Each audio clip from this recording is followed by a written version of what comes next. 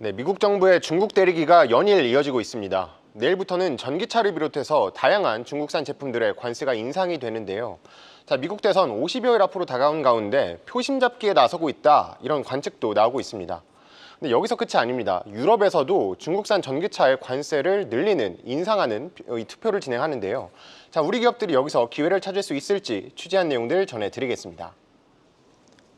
네, 미국의 중국산 전기차 관세 부과, 100% 관세 부과죠. 이게 당장 내일부터다라는 건데 구체적으로 어떤 품목들이 얼마나 인상이 되는 거예요?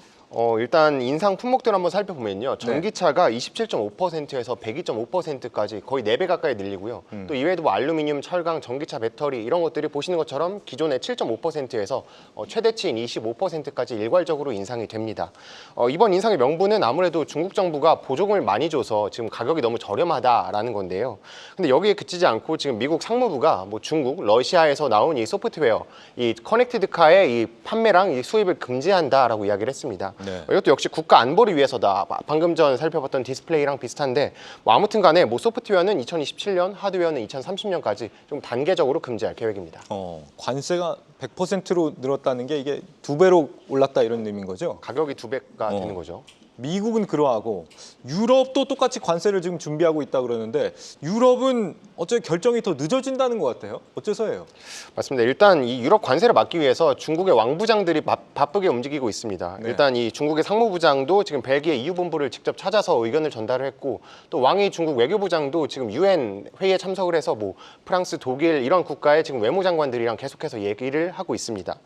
그리고 그래서 원안대로면은 지금 일반 관세가 10%, 그리고 상계 관세가 최대 36.3%입니다.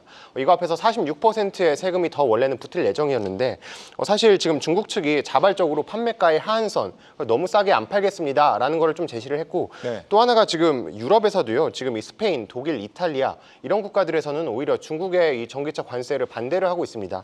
왜 그런지 살펴보면은 아무래도 벤츠나 BMW 이런 기업들이 중국 현지 기업들이랑 또 손을 잡고 진행하는 것들이 있거든요.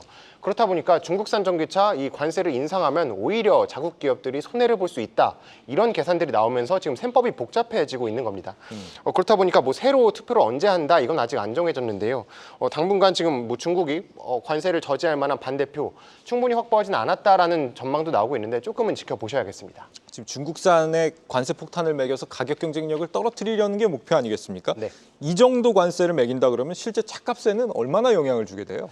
일단 가격 경쟁력이 핵심이긴 한데요. 제가 그래서 중국 비아디의 저가 라인업을 한번 살펴봤습니다. 네. 가장 저렴한 게 지금 시거리라고 해서 1,000만 원대입니다. 1,300만 원 정도가 되고, 네. 보시는 것처럼 돌핀은 약 1,900만 원, 실은 3,900만 원 정도 되거든요. 저게 지금 중국 내수 가격이긴 한데 지금 유럽으로 가면 조금 가격이 비싸지긴 합니다. 그래서 유럽에서 시장에서는 좀 평균적으로 유럽 차에 비해서 20% 정도 저렴하다라고 하는데 관세가 46%가 붙게 되면 가격 경쟁력은 사라지게 되는 거죠.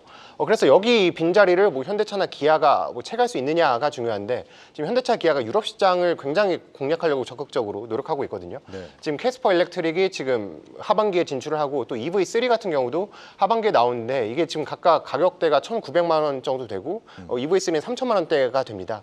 그렇다 보니까 가격 경쟁력도 어느 정도 잡아볼 수 있지 않겠냐, 이런 목소리도 나오고 있긴 합니다. 중국 전기차가 진짜 싸긴 싸네요. 바로 이런 이유들 때문에 지금 모건 스탠리가 GM, 포드, 글로벌 이런 완성차 업체들 신용 등급을 무더기로 지금 다 강등시키지 않았습니까? 맞습니다.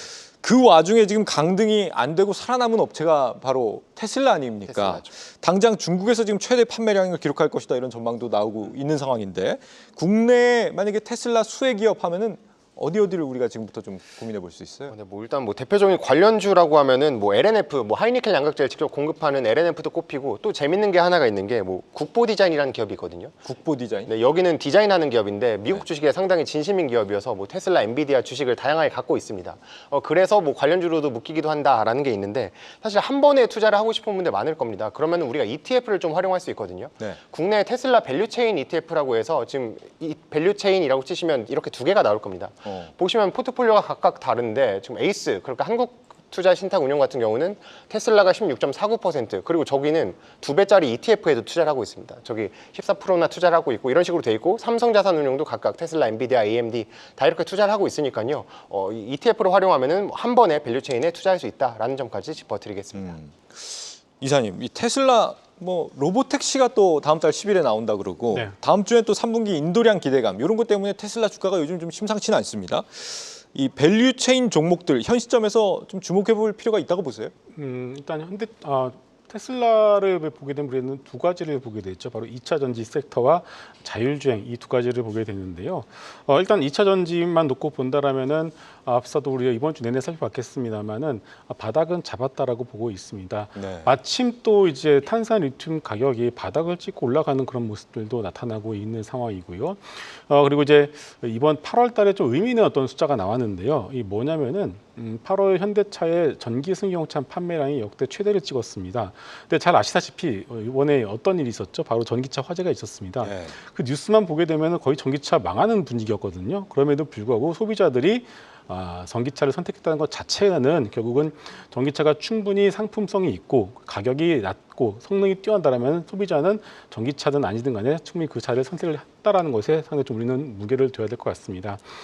그렇기 때문에 일단은 전기차를 비롯한 2차전지 섹터의 경우에는 바닥을 천천히 잡아나갈 가능성이 충분히 있다라고 좀 보고 있고요.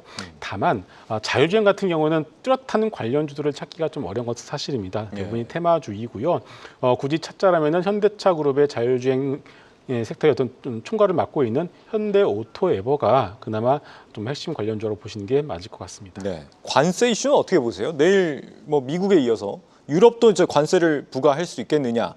이게 우리 뭐 2차 전지나 현대차나 좀 영향을 줄 수 있다고 보세요? 뭐 센티에는 어느 정도 영향을 줄 수는 있겠습니다만은 유럽이 그동안 왜 중국산 전기차에 관세를 부과를 하지 않았냐에 대해서 우리가 먼저 질문이 필요할 것 같아요. 왜냐하면은 자국산 즉 독일 3사죠. 독일 3사들이 중국 내에다가 워낙에 많은 투자를 해놓은 상황입니다. 그렇기 때문에 여기 상황에서 관세를 매겨버리게 되면은 그동안 중국에 투자를 했던 것들에 대해서 좀 이제 돌아옴이 될 가능성이 크기 때문에 섣불리 이 관세를 매기지 못했던 것이 사실인데 지금 상황 자체는 이제는 더 이상 한계에 와 있다라고 좀 봐야 될 것 같습니다.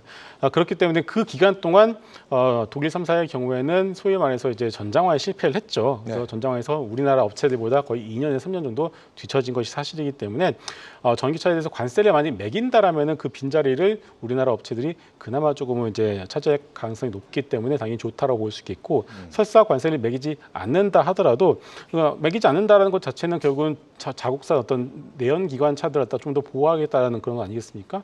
그렇다면은 그 부분 역시도 우리나라 업체들 입장에서는 그렇게 나쁜 것은 아니라고 보고 있습니다. 네, 알겠습니다. 정 기자 오늘 주제 어떻게 정리해 볼까요? 제가 오늘은 전기차만 말씀드렸지만 뭐 바이오, 디스플레이 이런 식으로 대선을 앞두고 미국의 중국 대리기가 계속 이어지고 있거든요. 네. 그래서 이런 분쟁 속에서 우리 기업들이 뭐 새로운 기회를 찾길 바라면서 미중 분쟁 격화, 고래 싸움에 새우 복 터진다로 마무리하겠습니다. 새우 복 터진다. 오늘 표현 참 재밌네요. 이사님과는 잠시 후에 다시 또 얘기 나누기로 하고요. 정호진 기자 오늘 고생 많았습니다. 감사합니다.